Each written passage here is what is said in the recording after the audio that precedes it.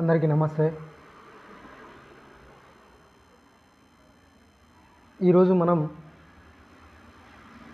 దేశంలో జరుగుతున్నటువంటి కేంద్ర దర్యాప్తు సంస్థలైనటువంటి సిబిఐ, ఈడీ లాంటి కొన్ని సంస్థలు ఎవరి కోసం పనిచేస్తున్నాయి అనే టాపిక్ మీద మనం ఒకసారి విశ్లేషించుదాం. దేశవ్యాప్తంగా జరుగుతున్న ఒక చర్చ Delhi liquor scam. Delhi liquor స్కామ్లో అరెస్ట్ అయిన కేజ్రీవాల్ గురించి ఒక్కసారి చూసుకున్నట్లయితే ఒక సాధారణ మధ్యతరగతి కుటుంబం నుంచి వచ్చినటువంటి ఒక బీటెక్ విద్యార్థి, టాటా కంపెనీలో మంచి ఉద్యోగం, ఆ జాబ్తో నేను ప్రజలకు సేవ చేయలేనేమో అనే ఒక ఫీలింగ్తో యూపీఎస్సీలో జాబ్ కొట్టి వివిధ హోదాల్లో పనిచేసి ఐఆర్ఎస్ డిపార్ట్మెంట్గా, ఇన్కమ్ ట్యాక్స్ డిపార్ట్మెంటు వివిధ హోదాల్లో పనిచేస్తూ ఒక రకంగా చెప్పాలంటే కేజ్రీవాల్ యొక్క రాజకీయ ప్రస్థానం అన్నా హజారే గారి ఈ లోక్పాల్ బిల్లు పోరాడినప్పటి నుంచే మొదలైందని చెప్పుకోవాలి. కేజ్రీవాల్ గారు పూర్తిస్థాయి రాజకీయ నాయకుడిగా మారి ఢిల్లీలో జరుగుతున్న అసెంబ్లీ ఎలక్షన్లలో ఆయన ఏదైతే కాంగ్రెస్ మీద పోరాడిండో అదే కాంగ్రెస్ పార్టీతోని అలయన్స్లో గవర్నమెంట్ని ఏర్పాటు చేయడం, ఆ గవర్నమెంట్ 3 నెలల ముచ్చటగా పడిపోవడం, ఆ తర్వాత మళ్ళీ ఎలక్షన్స్కి వెళ్ళడం, గవర్నమెంట్ని ఏర్పాటు చేసే అంత మ్యాజిక్ ఫిగర్కు వాళ్ళకి సీట్లు రావడం, ఆ తర్వాత గవర్నమెంట్ను ఫామ్ చేయడం, కేజ్రీవాల్ ఢిల్లీలో ఎదురులేని రాజకీయ శక్తిగా ఎదగడం, అదే సమయంలో మోడీ గారి మీద కూడా కేజ్రీవాల్ గారు ఆ పార్టీకి ఢిల్లీయే కాకుండా గోవా, పంజాబ్, రాజస్థాన్, ఉత్తరప్రదేశ్ లాంటి కొన్ని ప్రాంతాలకు, కొన్ని రాష్ట్రాలకు పార్టీని విస్తరించడం, ఈ సమయంలో బీజేపీ గవర్నమెంట్కు కొరకరాని కొయ్యగా మారింది ఎవరైనా ఉన్నారా అని అంటే 100% కేజ్రీవాలే. యొక్క క్రేజ్ అనేది పెరిగిపోవడం, మోడీకి ఇది జీర్ణించుకోలేక 2014 ఆ తర్వాత జరిగిన ఎలక్షన్స్ దేశం మొత్తం బీజేపీ యొక్క హవా. సరే, బీజేపీ ఎంత హవాలో ఉన్నప్పటికీ, బీజేపీ ఎంత సాధించినప్పటికీ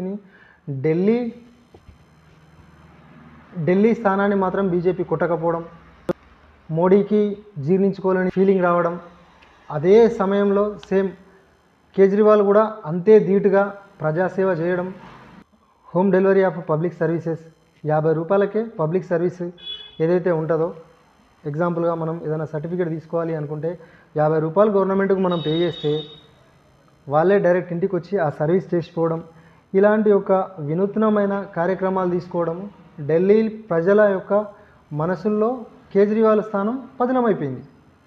ఇక్కడ దేశ ప్రజల్లో ఎట్ ది సేమ్ టైం దేశ ప్రజల్లో హిందుత్వము అనే ఒక పేరు మీద మోడీ యొక్క స్థానం కూడా స్థిరమైపోయింది. ఇక్కడ మోడీని డామినేట్ కేజ్రీవాల్ చేస్తున్నాడు. సో ఇది జీర్ణించుకోలేని మోడీ ఏ రకంగా కుట్ర పన్నాడు అనేది మనం ఒక్కసారి చూస్తే 2021లో కేజ్రీవాల్ లిక్కర్ పాలసీ ఒకటి తీసుకొచ్చాడు. ఆ లిక్కర్ పాలసీ 100% మోడీకి ఒక అదునుగా దొరికింది. డిప్యూటీ సీఎం అయిన మనీష్ సిసోడియాను అరెస్ట్ చేసే స్టేజ్కి వచ్చింది. పార్టీని దేశం మొత్తం విస్తరించాలనే ఒక ఉద్దేశంతో దేశంలోని పలు రాష్ట్రాల్లో ఎలక్షన్స్లో కంటెస్ట్ చేస్తూనే ఉన్నారు. సో ఆ విధంగా మోడీ సొంత రాష్ట్రమైన గుజరాత్లో కూడా 6 ఎమ్మెల్యేలను ఆమ్ ఆద్మీ పార్టీ గెలుచుకుంది. ఇక్కడ మోడీకి మొదటి నుంచి ఒక రకమైన కోపం అనేది స్టార్ట్ అయిపోయింది.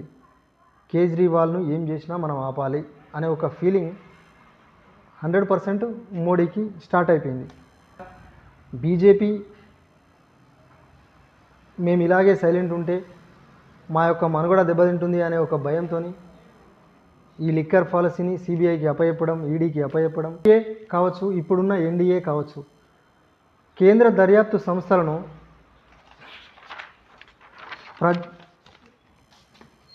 అప్పుడున్న యూపీఏ కావచ్చు, ఇప్పుడున్న ఎన్డీఏ కావచ్చు, కేంద్ర దర్యాప్తు సంస్థలను వారి యొక్క కక్షలు తీర్చుకోవడానికే ఉపయోగిస్తున్నారు తప్ప దేశ ప్రజల ప్రయోజనాల కోసం మాత్రం ఉపయోగిస్తలేరు అనేది స్పష్టం.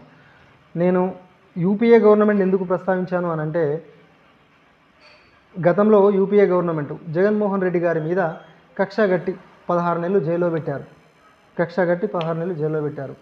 సో 16 నెలలు జైల్లో పెట్టినప్పటికీ తను బయటకు రావడం, సీఎంగా తర్వాత సీఎం అవ్వడం. ఆ జగన్మోహన్ రెడ్డి విషయంలో కూడా సేమ్, ఒక కేసు కూడా జడ్జిమెంట్ రాకపోవడము, ఎక్కడ కూడా ఆ నిర్ధారణ అనేది కాకపోవడము, అది ఇక ఏమైందో, దాని తదనంతరం ఏం జరిగిందో, ఎటు పోయిందో అది ఎవ్వనికి తెలియదు.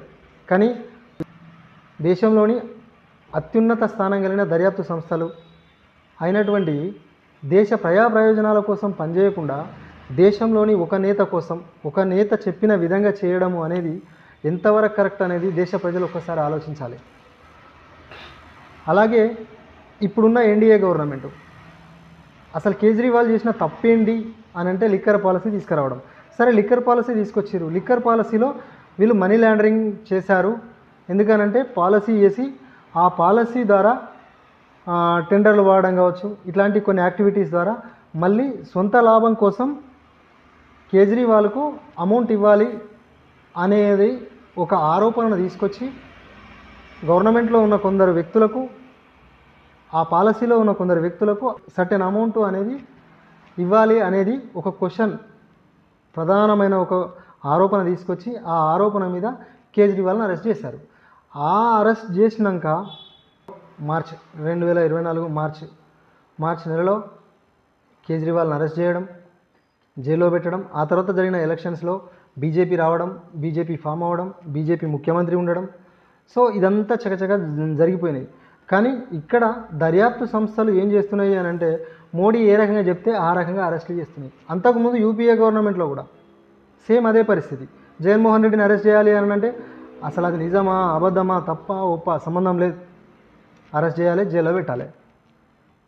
ఈ రకంగా కేంద్ర దర్యాప్తు సంస్థలు ఈడీ కావచ్చు, సిబిఐ కావచ్చు, ఇంకా ఎలాంటి అయినా సరే ఇలాంటి సంస్థలు ఏ రకంగా ఇట్లా చేస్తాయి అనేది ఇక్కడ మనం ప్రధానంగా ప్రజలు ఆలోచించాలి. కేంద్ర దర్యాప్తు సంస్థలు అనేటివి ప్రజా ప్రయోజనాల కోసం పనిచేయాలి కానీ తప్ప పార్టీల కోసం కాదు కదా.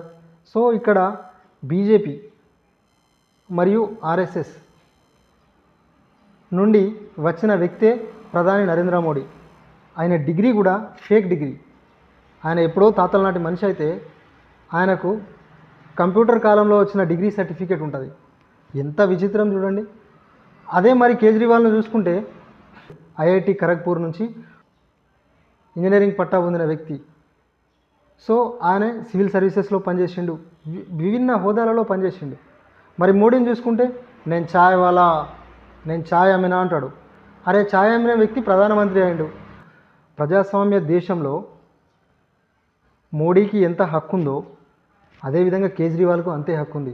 అదేవిధంగా ఒక సామాన్య మానవుని కూడా అంతే హక్కు ఉంది. సో హక్కులను కాలరాస్తూ మీరు మీ దర్యాప్తు సంస్థలను ముందు ఉంచుకొని మినిమం అవగాహన లేకుండా ఒక దేశం మొత్తం కేజ్రీవాల్, ఆమ్ ఆద్మీ పార్టీ లాంటి పార్టీకి ఓటేయాలి అనే ఒక స్టేజ్కి వచ్చిన తర్వాత మీ యొక్క ఉనికికి భంగం కలుగుతుంది అని అనిపించి, మీ యొక్క ఉనికి ప్రమాదకరంలో పడుతుంది అనుకుని బీజేపీ మోడీ గారు ఏ రకంగా కేజ్రీవాల్ని అరెస్ట్ చేశారు. మొన్న రీసెంట్గా ఫిబ్రవరి 27 నాడు 2026 ఫిబ్రవరి 27 నాడు మన దేశంలో ఉన్న ధర్మాసనం కోర్టు ఒక తీర్పును వెలువరించింది. కేజ్రీవాల్ మీద పెట్టిన ఏ కేసు కానీ దానికి సరైన ఆధారాలు లేవు. సో ఇలాంటి ఆధారాలు లేకుండా ఒక ముఖ్యమంత్రి స్థానంలో ఉన్నటువంటి, ఒక అత్యుత్తమమైన పదవిలో ఉన్నటువంటి వ్యక్తిని ఏ రకంగా అరెస్ట్ చేస్తారు అని చెప్పేసి మిమ్మల్ని క్వశ్చన్ చేసింది. అంటే ఇక్కడ మనం ఆలోచించాల్సిన విషయం ఏంది, మోడీ గారికి ఈ దేశంలో ఎవరు ఎదురు వెళ్ళినా ఈడీ రూపంలో, సిబిఐ రూపంలో, ఇంకో రూపంలో ఏ రకంగానైనా కావచ్చు 100% వాళ్ళ మీద కేసులు అవుతాయి, వాళ్ళ మీద లేని ఆరోపణలు వస్తాయి, వాళ్ళు జైలుకు పోతారు, వాళ్ళు అరెస్ట్ అవుతారు. ఇదేనా? దేశ ప్రజలు ఒక్కసారి ఆలోచించుకోవాల్సిన విషయం ఏదన్నా ఉంది అని అంటే దర్యాప్తు సంస్థలను, కేంద్ర దర్యాప్తు సంస్థలను కావచ్చు, రాష్ట్ర దర్యాప్తు సంస్థలను కావచ్చు, వారికి అనుకూలంగా మలుచుకోవడం కాదు, దేశ ప్రజల ప్రయోజనాల కోసం పనిచేసే వ్యక్తులే ఈ దేశానికి అవసరం. ఆమ్ ఆద్మీ పార్టీ నుంచి చాలా గొప్ప గొప్ప పాలసీలు తీసుకొచ్చారు వాళ్ళు. Home delivery of public services, అదేవిధంగా బస్తీ దవాఖాన్లు, ఇలా చాలా కార్యక్రమాలు. 50 రూపాయలకే నీకు ఏదైనా పబ్లిక్ సర్వీస్ అవసరం పడుతుంది అనుకుంటే 50 రూపాయలు పే చేసి, సార్ ఇది పరిస్థితి అని అంటే వాళ్ళ ఇంటికి వచ్చి సర్వీస్ ఇచ్చిపోతారు. అది ఎంత గొప్ప ఆలోచన. అలాంటి ఆలోచన మోడీకి రాదు. నా అభిప్రాయం కాదు, దేశ ప్రజలందరి అభిప్రాయం ఇది. మోడీకి రాదు. మరి మోడీకి వచ్చే ఆలోచన ఏంది? ప్రభుత్వ రంగ సంస్థలను, విమానయానాలు కావచ్చు, ఎల్ఐసీలు కావచ్చు, రైల్వేలు కావచ్చు, బిఎస్ఎన్ఎల్ కావచ్చు, ఇట్లాంటి అన్నిటినీ ప్రైవేటు వ్యక్తులకు అమ్మడం, ఆస్తులను పెంచడం, ప్రజలను మాత్రం దుర్భర స్థితికి తీసుకురావడం. ఇది మోడీ చేస్తున్న పాలన. అదే కేజ్రీవాల్ చేసిన పాలన ఏంది? ప్రజలకు అందుబాటులో వైద్యాన్ని ఇవ్వడం, అందుబాటులో విద్యని ఇవ్వడం, ప్రజా సమస్యలు పరిష్కరించే విధంగా పబ్లిక్ సర్వీసెస్ ఇవ్వడం, అదేవిధంగా ఢిల్లీలో పబ్లిక్ స్కూళ్ళను డెవలప్ చేయడం. కానీ అదే మోడీ కాడికి వచ్చేసరికి మరి మోడీ ఏం చేస్తాడు అంటే ఒకటే, హిందువులం, మనమంతా హిందువులు కానోళ్ళను మనం కన్సిడర్ చేయొద్దు అనే విషయాన్ని చెప్తాడు.